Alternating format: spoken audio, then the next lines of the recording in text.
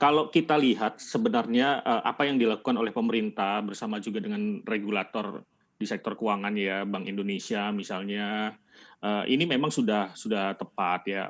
Di mana-mana memang, negara maju seperti Amerika Serikat, Eropa, Jepang, negara berkembang seperti, Malaysia, Thailand itu juga memang memberikan stimulus yang luar biasa besar ya untuk menolong perekonomian, di saat pandemi seperti saat ini.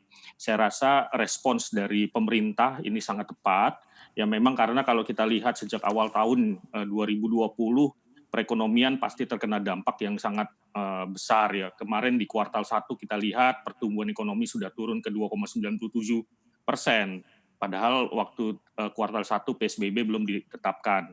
Apalagi kalau kita lihat kuartal 2 ini yang memang menjadi dasar kami, mengapa di kuartal 2 memang, kuartal yang paling, dalam kemungkinan di tahun ini karena memang ada pelaksanaan PSBB.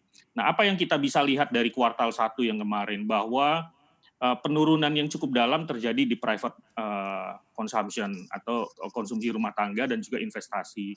Jadi kalau konsumsi rumah tangga kemarin itu bisa turun sampai di bawah 3%.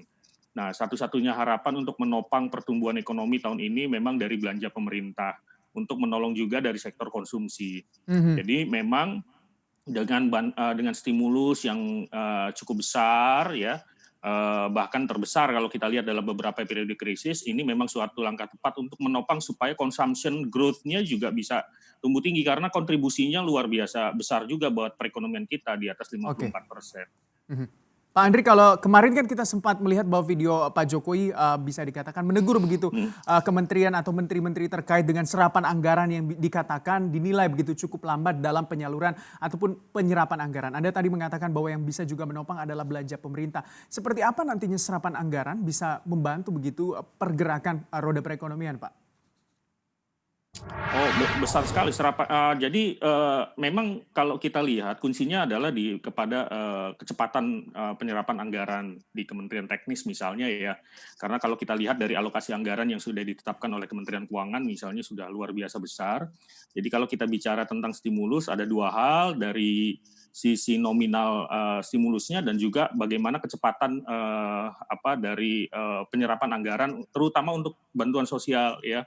Bagi masyarakat yang, bawah ya atau menengah bawah yang, memang di krisis sebelumnya mungkin tidak terkena, sekarang juga ikutan terkena gitu. Jadi dengan penyerapan anggaran yang semakin cepat akan semakin baik dampaknya buat pertumbuhan ekonomi di tahun 2020. Paling tidak menopang supaya misalnya pertumbuhan, ekonomi tidak terdampak lebih dalam lagi dari, pandemi COVID-19 ini.